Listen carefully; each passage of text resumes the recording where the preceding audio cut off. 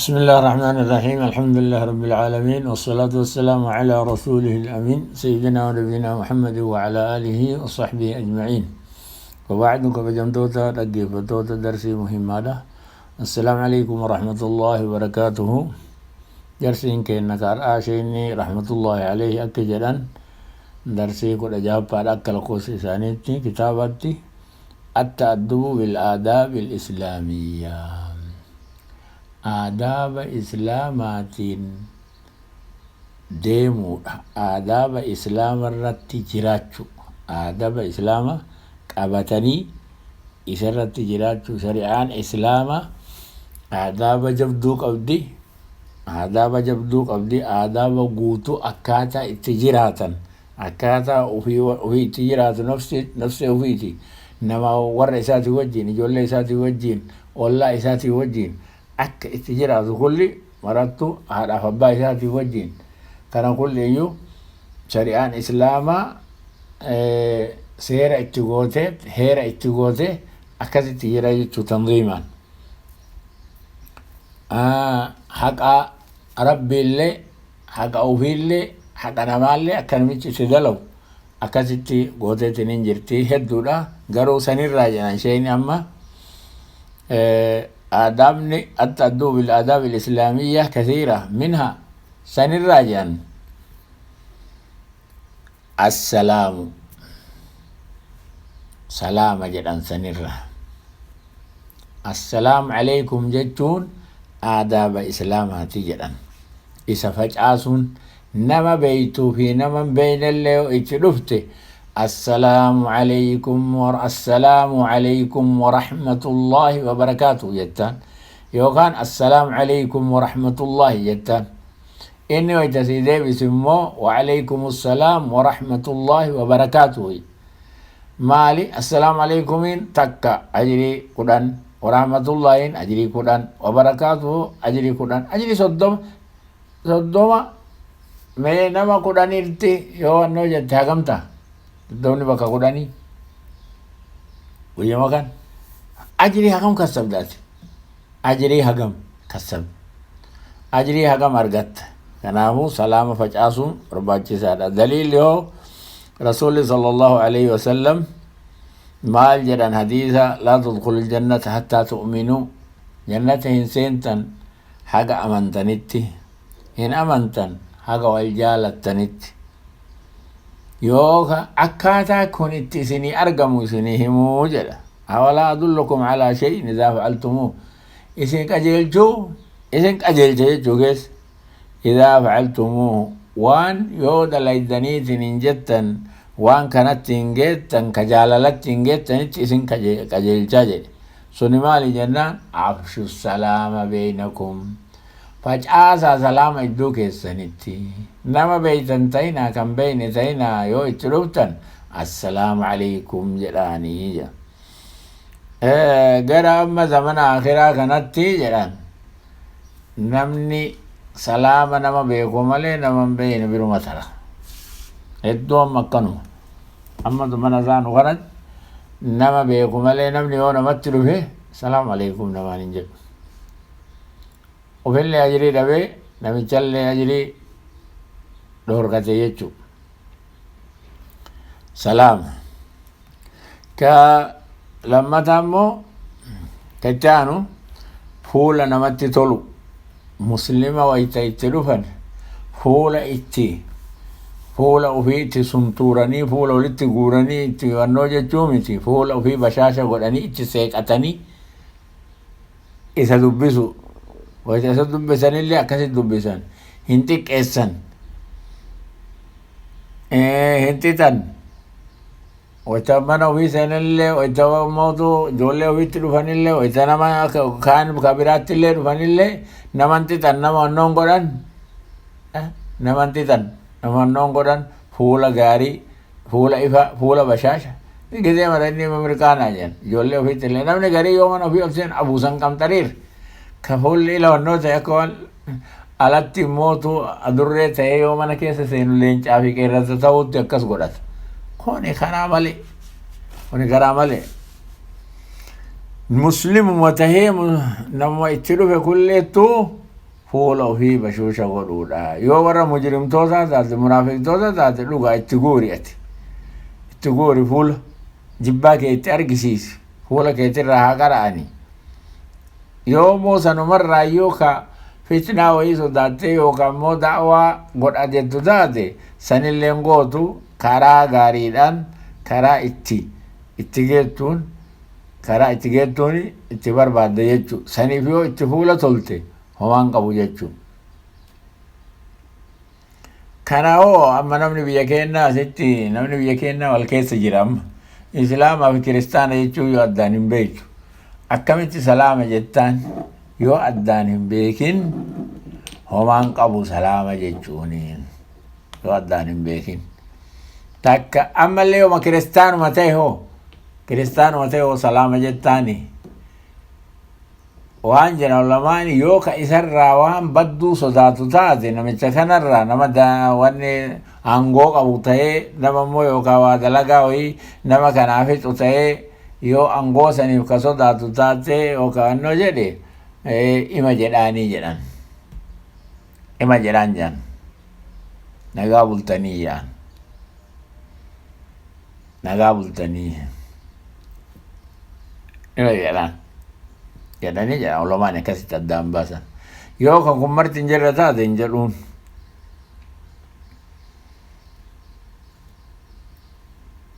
Maarree rasuulatti qura'aanni kabee cabasa watawallaa jedheetiniin an jaa'ahu la'acmaa. Abdallah bin Maktuumin dhufee yaa Rasuulallah waan agarsiisifni itti deema Qureesha hujahaan Qureesha warra matootiin Qureesha achi isaan bira teettiin islaamummaa isaanii kajeelaa isarraa achi garagalee jennaan qura'aan dhufee eegas yoo inni itti dhufu kulli marhaban biman caatabanii rabbii min ajlika. Nama rabbiin sababa isaatiif na komate taa'i jedheeni gidee garii warra riwaayaan garii wayaa ofii afaaf jofaa jetti. Akka nagaa dubbiin nama salaamu alaikum jedhanii itti qalbii godhanii akka namni namatti hin dallanne itti wannoo jechuudha. Namichi kun yoo da'awaatti faa jiraate hoo namichi kun da'awaatti jira eegasumaa jedhaan akka isaan maltu dalaga sun isan laala. Akka dubbiin itti maltuuf deemtuuf isan laala jechuudha. Kun illeen immoo nama da'awaatti jiru nama qaraasisaatti jiru assalaamu alaikum hin jedhuun qaliseetumaan gattaa yookaan tayyama sidaa salaatee malee nama akkasiitti odoo namni darsiitti jiru adabaa miti wanni akkasii. Wattasmiyatu inda al-ibtidaa'i yoo nyaata jammarullee yoo nyaata jammarullee bismillaahi jechuudha. Yoo immoo irraa bahillee alhamdulillahi jechuudha. Adaba nyaataa fi dhugaatii irraa wayita awwala bismillaahi jedhan wayita irraa bahan hoo alhamdulillahi jedhanii. Adaba nyaataa irrallee jiha ofiitiin nyaatan namichi jiha qorii nama yoo nama iddoo kaayan jihama isaan nyaata. Maali jennaaniin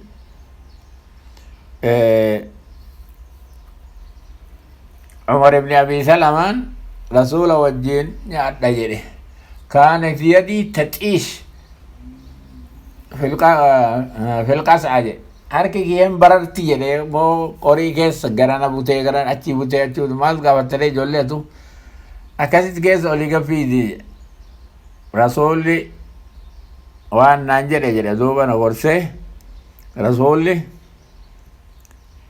yaa Umar ibn Abi Salama awwala wayita nyaataa qophooyti bismillaahi jedhe. Yaa gurbaan nana wayita nyaataa qophooyti bismillaahi jedhe.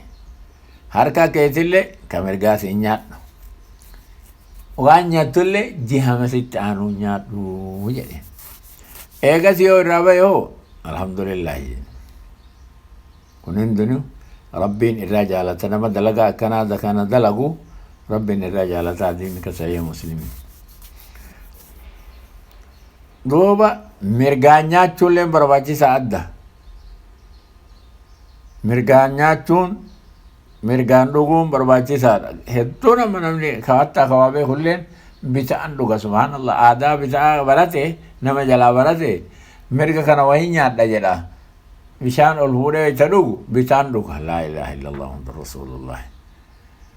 Bitaa ka nyaatuu fi ka dhuguun eenyu shayxaana. Rasuulli sallallahu alaihi wasallam shayxaanni bitaan nyaataa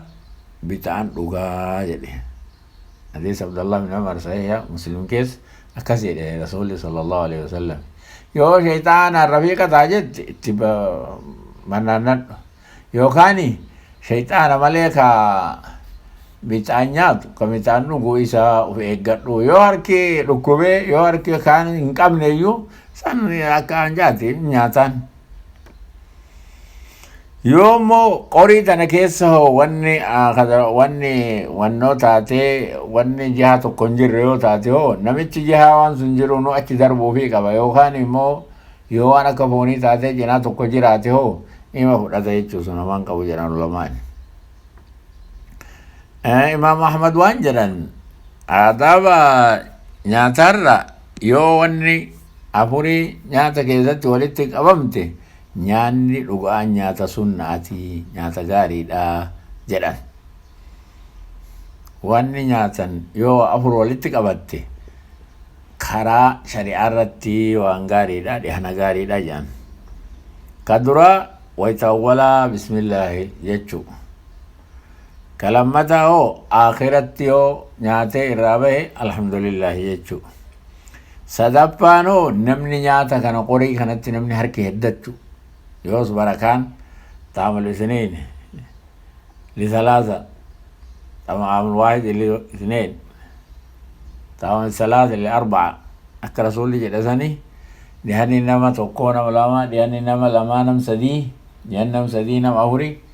أكتي يجو يوز بركان ليت تبوتي يجو أفربان يموتوا حلال الراتو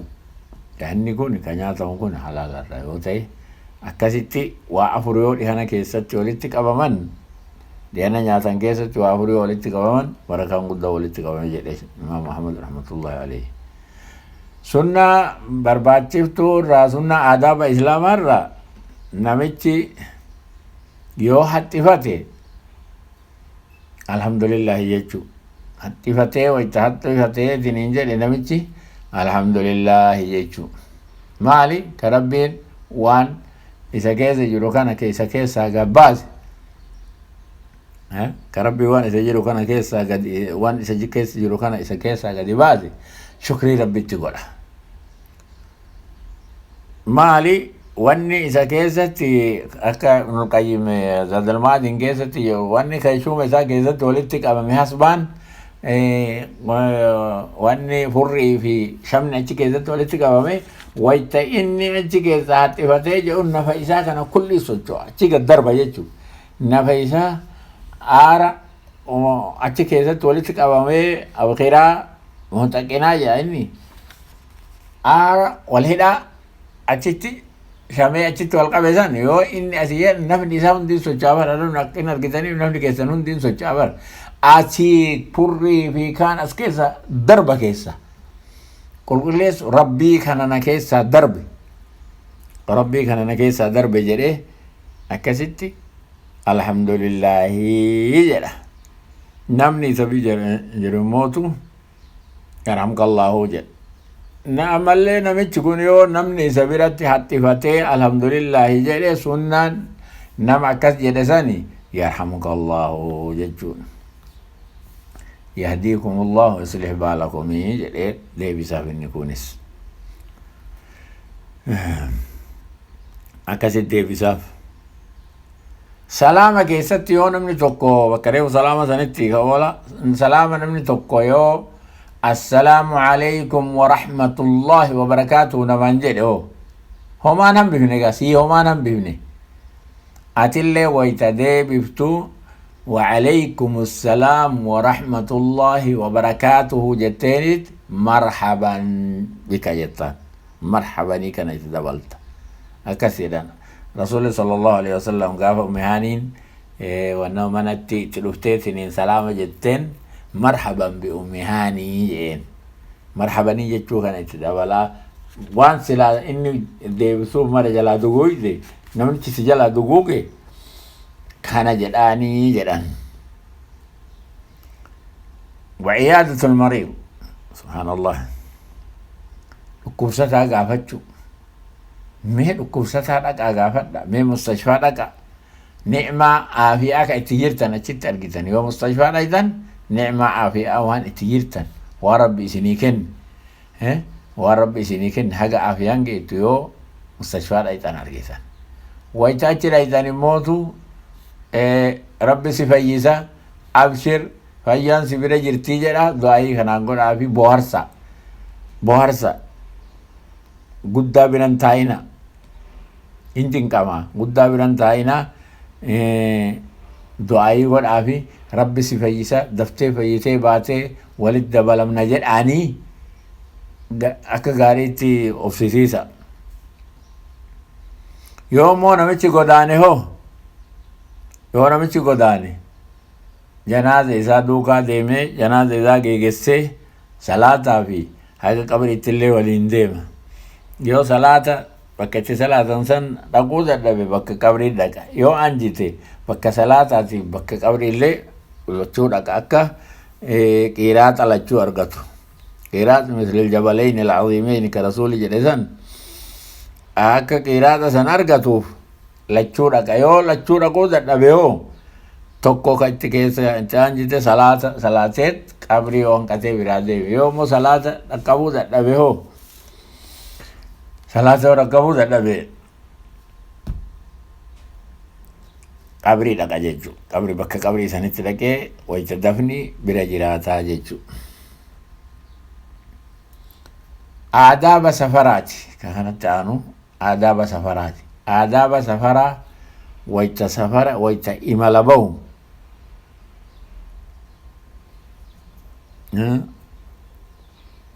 wayita imalaaf deemu imalli wayita manaa bahu jechuu imala guddaallee osoo hin taanetti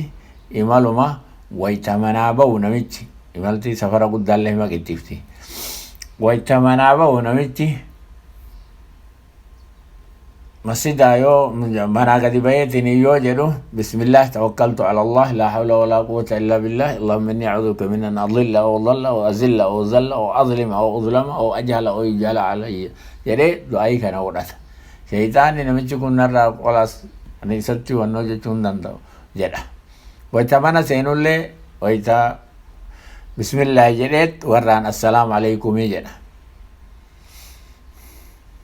ويتا مسجد سينهو ويتا خلال استغفر الله ويتا خلا من موضوع سينهو جو ودو بكسان ميلا هرك ولنكن الدرة بسم الله اللهم إني أعوذ بك من الخبث والخبائث يو قد كسبه يو الحمد لله الذي أذهب عني العزا وعافاني جري أكسب دعاء سنكر أذكر مراهم بيتنا هذا الشيء سمع ملئ يو سفرك أجيله يوم مسجد سينو زو سبرت انتر يوم مسجد سينو يوم مسجد سينو اللي بسم الله والصلاة والسلام على رسول الله اللهم افتح لي أبواب رحمتك جنا صلاة سلام النبي جرت بوسيد ويتلتين والولدتي إيقاسي بسم الله جنا أول الصلاة والسلام على رسول الله اللهم افتح لي أبواب رحمتك جنا يوم وهو أكسم بسم الله جناتنين اللهم إني أسألك من فضلك هاجنا ديسا صحيح مسلمي أبو هريرة أكثر أكنت كرأتيتشو رواية قرين مو أعوذ بالله العظيم وبوجهه الكريم وسلطانه القديم من الشيطان الرجيم كجدت اللين جرتي ويتبه اللهم عصمني من الشيطان جت روايان ورا سننا صحام يدا من ما جاتو ليس يا أبو هريرة البانين صحاني اللهم عصمني من الشيطان يا رب نتيسي شيطان الرجل شيطان برا بني آدم خير مسكة إبن إني أكسم يو إمالك أجيل اللي غاف إمالا ديم اللي آداب إمالا سفرنا مغاري وجين أميرة الفتح أكست يو بيه زينين جده دعائي كده تدوب دعائي سفرة اللهم إنا نسألك في سفرنا هذا البر والتقوى من العمل ما ترضى جريد أي ديرا أكست كلا تقوم يسنو بيتني جتشو دعائي كنا ورقرين الله أكبر في سبحان الله الحمد لله مرة سديدور إلى الديب أني أكست دعائي كنا مرة سدير الديب أنقاري جلا ورقرين تكتي مجلا جن تميسا أنجي جلا جلا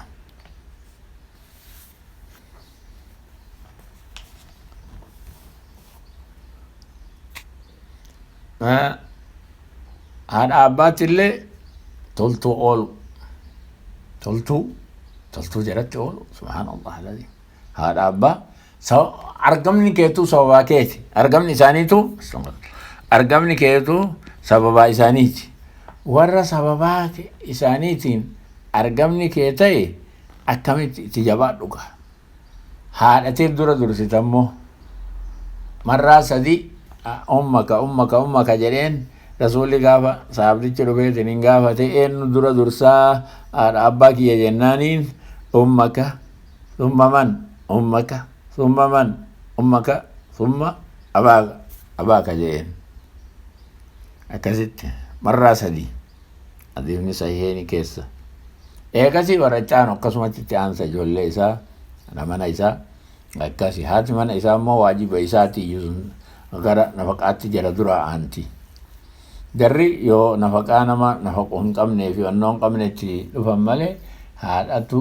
dura manni haadha manaata isaatu dura ijoollee isaatu dura jechuu haadha abbaa durallee jalatu aana jechuu rabbiirree haadha abbaa haqa isaanii akka jabduutti jabeessin beekanii وقضى ربك ألا تعبدوا إلا إياه جله وبالوالدين إحسانا جرى لمان أنسلا حق أوفيتي ربين نجبرا ربين isin mare nakabbara jedhe eegasi hoo haadha abbaa keessanitti toltuu oolaa jedhe. Toltuu oolaa jechuun kadhaa miti waajiba isin irratti jechuu dirqama. Warra aanaa ofitti illee toltuu ooluudha. Aanaan isaa kuni akkuma itti aanuun akkasitti walirra itti aanaa. Yoo amma namni sadii fakkeenyaaf namni waajibaa walitti qabame haadha manaa isaati, ijoollee isaati, haadha abbaa isaati. Eenyu dursa haadha manaatu dura. Ijoollee itti aana, haadha abbaatu itti aana jechuudha. Eegasii aanota isaa rahmata isaanii godhee isaan to'ata. Aanotti hoo ollaa isaati. Ollaa isaallee shari'aan ollaa Jibriil wasiyyaa dhaamu osoonatti bada hambatana wal alchisaa jedhee shaakka shakkutti jedha Rasuulli sallallahu alaihi wasallam.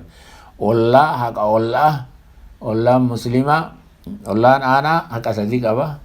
Ollaan immootu muslimaa haqa lama qaba. Ollaan immoo nama biraa